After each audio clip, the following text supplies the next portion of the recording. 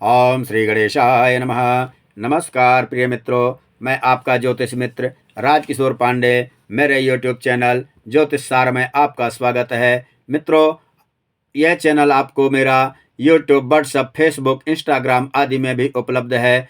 आज की जो चर्चा है मित्रों, वह चर्चा जन्म कुंडली में पण फण भाव क्या होते हैं, उनकी विशेषता क्या है, इसके विषय में जानते हैं। 2 नंबर, 5 नंबर, 8 नंबर और 11 नंबर भाव जो होते हैं उनको पण फण कहते हैं। दूसरा भाव वो है जो आपको कुटुंब से वित्तीय सहायता प्राप्त होती है, और पंचम भाव आपकी सूक्ष्म बुद्धि का होता है। मान लीजिए कि आपको एक सूत्र दिया जाए और आप अपनी उस बुद्धि से सूत्र को कितना आगे बढ़ा सकते हैं या उस सूत्र को कितना बिगाड़ सकते हैं, यह पांचवा भाव आपकी जन्म कुंडली का बताएगा। दूसरा भाव भी बुद्धि का है, लेकिन पांचवा भाव सूक्ष्म बुद्धि का है। पांचवा भाव उन बारीकियों का है जो शकुनी की कुटिल चाल को भी परास्त नहीं कर सकता, और दूसरे भाव से जो बुद्धि मिली हुई होती है उस बुद्धि को पांचवा भाव फिल्टर करता है, सिद्ध करता है। जैसे कोई बड़ी अदालत में बहस चल रही हो 2 वकीलों के बीच, और एक के पास कोई सूत्र ना हो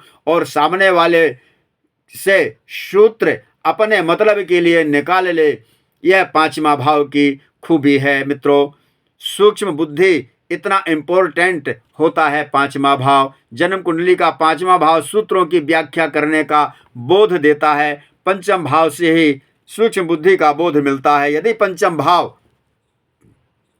का लॉर्ड स्वामी स्वक्षेत्री हो, उच्च का हो या मित्र ग्रहों से दृष्ट हो तो ऐसे व्यक्ति को आप बुद्धिमान कह सकते हैं। लेकिन पंचम भाव में कहीं मंगल की दृष्टि हो या गुरु की दृष्टि हो या बुध की दृष्टि हो तो क्या फर्क पड़ सकता है। यदि मंगल की दृष्टि होगी तो व्यक्ति लॉजिकली बात करेगा, और गुरु की दृष्टि होगी तो व्यक्ति दृष्टांत देके बात करेगा। वहीं कहीं बुध की दृष्टि होगी तो बहुत बारीकी से सूत्र को फिल्टर करके बात करेगा। ये पंचम भाव की खूबसूरती है मित्रों, यह पंचम भाव की विशेषता है।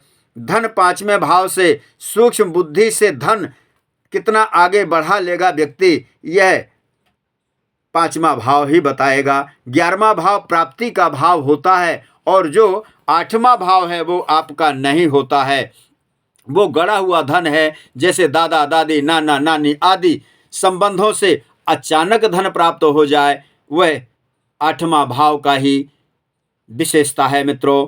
और उसके बाद इन रिश्तों ने किसी भी प्रकार से प्रॉपर्टी नाम कर दिया हो, वह अष्टम भाव की खूबी है मित्रों। और अष्टम भाव की ब्यूटी यही है। दूसरे भाव का सप्तम भाव और दूसरे भाव का जो सप्तम होता है वह अष्टम भाव होता है, और पांचवें भाव का जो सप्तम है वह 11वां भाव होता है। दूसरे भाव और 8वें भाव का जो संबंध है वह आपके कुटुंब, दादा परदादा आदि से मिलने वाली वित्तीय सहायता धन का है। और 5वां और 11वां भाव जो है वह आपका अपने कर्मों के द्वारा, अपने कर्तव्यों के द्वारा, अपनी बुद्धि के द्वारा जो संचित किया हुआ धन है, वह 5वां और 11वां आपको बताता है मित्रों। आगे कितना ले जाएंगे आप अपने बुद्धि के माध्यम से, यह पण फण का 5वां और 11वां भाव ही आपको बताएगा। यह पणफण की ब्यूटी है। पणफण इतना सुंदर है, पणफण की यह विशेषता है मित्रों। और कहीं 5वें भाव में पाप ग्रह आ जाए, राहु या केतु, तो ऐसा व्यक्ति सट्टा, लॉटरी आदि तरह तरह के उपायों से धन अर्जित करने का प्रयास करता है मित्रों। ये आज पणफण के विषय में आपसे एनालिसिस किया है, व्याख्या किया है, चर्चाएं की हैं मित्रों। फिर मिलते हैं आगे वीडियो में। आज तक के लिए आप सबको मेरा नमस्कार।